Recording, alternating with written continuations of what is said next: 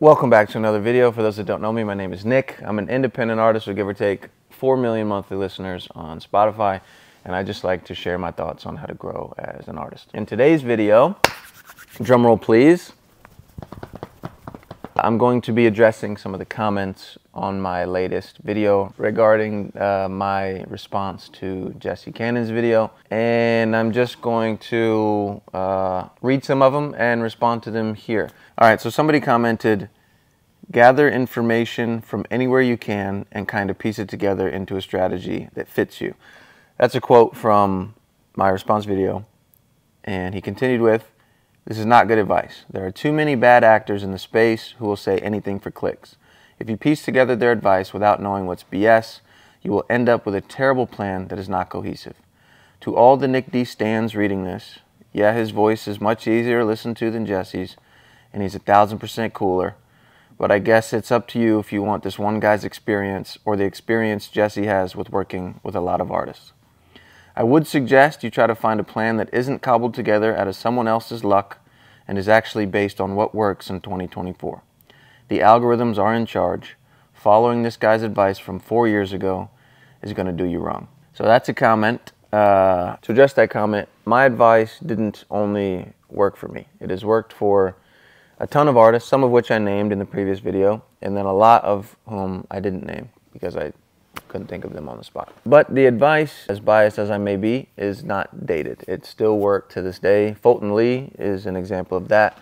He just recently started having his moment less than a year ago, applying the advice and things that I share. And as much as it may seem like it was luck and that it's only my experience, it's not. It's the experience of many other artists. I'm just the only one who is taking the time and cares enough to make videos on it and share it with other people to help them grow their careers. Also, I wouldn't classify my success as luck, even though one of my favorite quotes is, the harder I worked, the luckier that I seem to get. Love that quote. And it basically is saying, basically when you make yourself available, opportunities present themselves.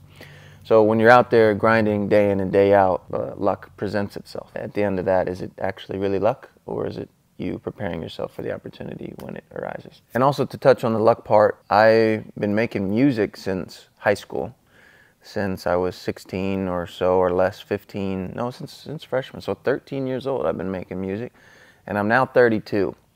So that's almost 20 years of making music. That's a lot of time in the game. And I just, I didn't decide to pursue it as a career until I was 27. So I started at 27 years old pursuing music as a career. I've probably made over 1,000 songs. I've released over 150 publicly. I've created over thousands of videos. I've posted thousands of videos.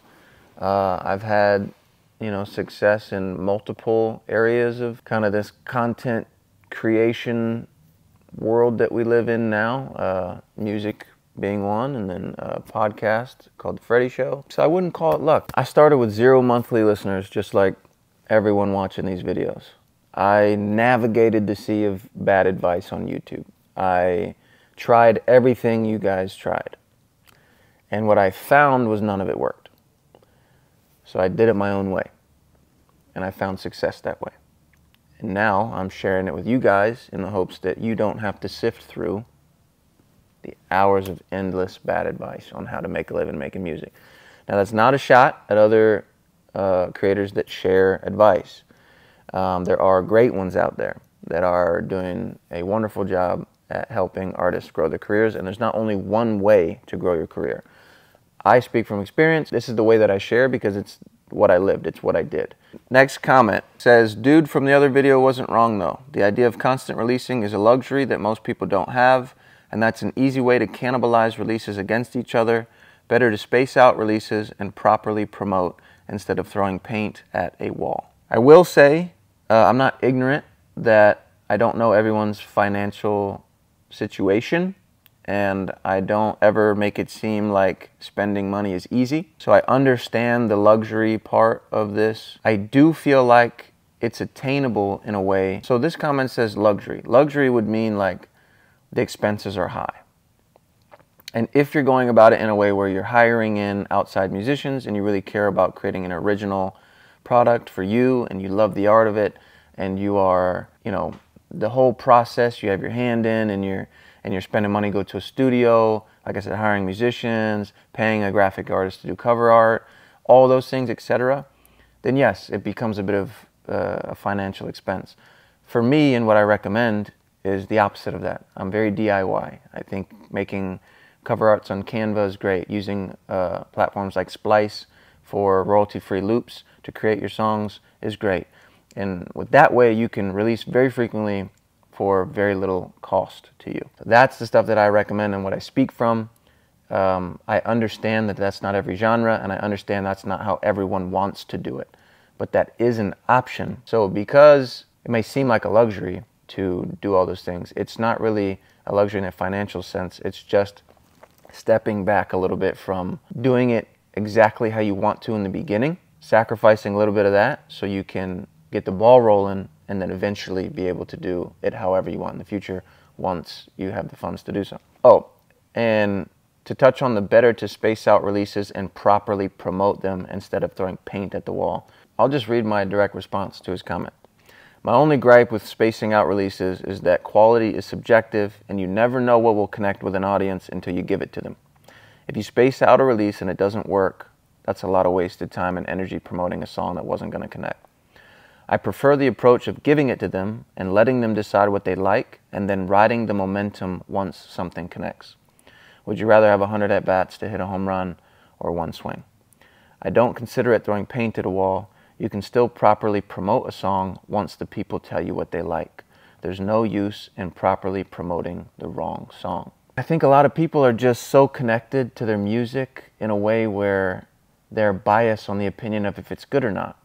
It may be amazing to you, and still other people might just not want to listen to it. And the part about making a living making music is other people have to like it. If nobody's listening to it, you're not making a living making music. So you can have a product that you love, quality that you think is worthy, and spend enough time on it that makes it feel like you earned it. But all of that doesn't mean anything in the music business side of things if no one's listening to it. Because if you want to make a living making music, unfortunately, people have to listen. And that's not to say that that song is bad, it just didn't connect. You know, you might love something that doesn't connect. And you might not even want to put out something that's going to connect. And I speak from a place of running a well-oiled music business and less of a place of telling you how you should make your art. You can make your art however you want to. But my advice comes from making a living making music and doing that the most affordable way possible. And here's one final blow. So how do you only have 13,000 followers on YouTube, but you say you do 4 million monthly listeners on Spotify? How's that even possible? What are you doing to get those streams? You need to be specific. Well, this YouTube channel is one that I share music advice and growth tips on, and I just launched it not long ago. But I do have 2 million followers on TikTok for my music account, 2.7 million followers on my podcast account that I have with Cakes. I have over 400,000 followers on my Spotify, over 300,000 followers on my Instagram, and I've done billions of views with my content. And yeah,